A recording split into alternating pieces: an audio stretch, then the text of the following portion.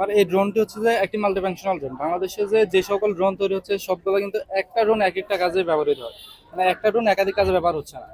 আমাদের প্রজেক্টের মেন বিষয়টা হচ্ছে যে আমরা একই ড্রোন একাধিক কাজে ব্যবহার করতেছি। যেমন হচ্ছে যে কেউ যদি চায় এটাতে ভিডিওগ্রাফি করতে পারবে, যদি এটা কেউ চায় এগ্রিকালচার সেকশনে ব্যবহার করতে পারবে, আবার যদি কেউ চায় যদি এটা যুদ্ধের ক্ষেত্রে ব্যবহার করতে পারবে। আমাদের বম্বিং এর কিছু সিস্টেম আছে, আমরা কয়েকটা টেস্ট করছি, টেস্ট পর্যায়ে সবগুলোই সফল হয়েছে। আমরা আমাদের এগুলো ভিডিও ডকুমেন্টারি আছে। আর হচ্ছে যে আমরা এটা একটা এরিয়ার জন্য ম্যাপিং করতে পারবো। যদি আমরা একটা এরিয়া ম্যাপ করতে চাই, ওই ক্ষেত্রে আমরা এই ড্রোনটা ব্যবহার করতে পারবো।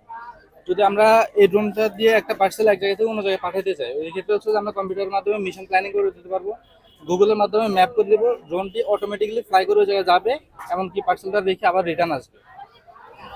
তারপর হচ্ছে যে আমরা যদি চাই একটা এই ড্রোনটা নজরদারির ক্ষেত্রে ব্যবহার করতে পারি।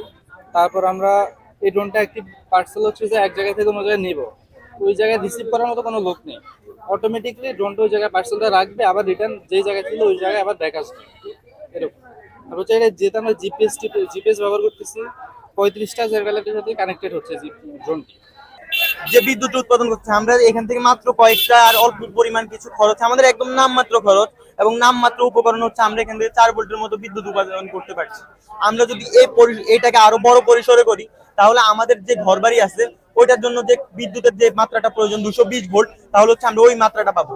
যদি আমরা এরকম একটি কার্বন অ্যাবজর্বার ব্যবহার করি, প্রতিটি ফ্যাক্টরিতে যদি বাধ্যতামূলক করা হয়, তাহলে আমরা ওই কার্বন ফ্যাক্টরিতে যেখানে শতভাগ দূষিত বাতাস বাইরে নির্গত হতো, সেখান থেকে আমরা প্রায় 80% বিশুদ্ধ বাতাস পাবো, যেটা আমাদের দেশের মানুষের হৃদরোগের ঝুঁকি অনেকাংশে কমাবে, মানুষটা হাসপাতালমুখী এবং ডাক্তারমুখী হওয়ার থেকে মানুষকে রোধ করবে এবং মানুষ সুস্থ স্বাভাবিক জীবনযাপন করতে পারবে বলে আমরা মনে করি। আমাদের দেশে দিন দিন প্রায় সময় বন্যা হচ্ছে। আমাদের দেশ হলো একটি নদীমাতৃক দেশ এবং সেই দেশে জালের মতো ছড়িয়ে ছিটিয়ে আছে অসংখ্য নদী নালা, এবং প্রায় সময় যে বন্যা হয়ে থাকে সেই বন্যার আগে মানুষ কোনো সতর্ক বার্তা পায় না, যার মাধ্যমে মানুষ নিজের জীবন, গবাদি পশু এবং ঘরবাড়ি হারাচ্ছে।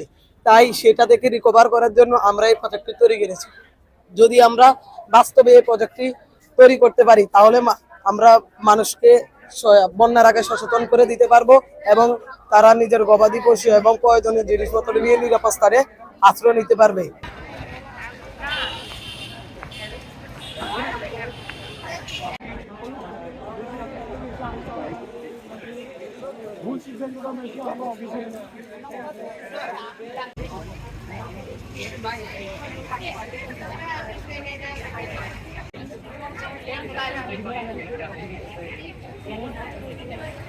তাদের ক্রিয়েটিভ যে ইনোভেশন গুলো আমরা দেখেছি, এটি আমরা আশ্বস্ত হয়েছি যে গত বিপ্লবে আমাদের নতুন প্রজন্ম যেমনি গোটা জাতিকে আশান্বিত করেছে, আশ্বস্ত করেছে যে বাংলাদেশকে আর কেউ হারাতে পারবে না।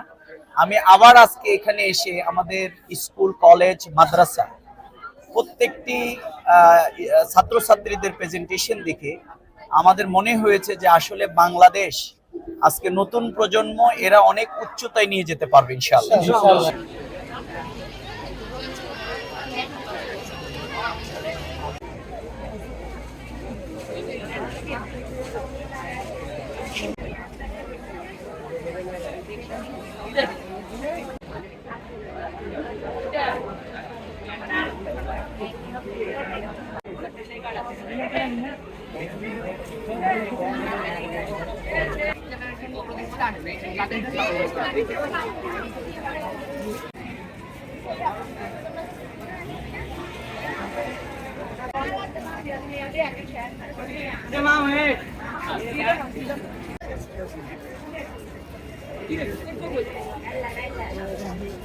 Thank you.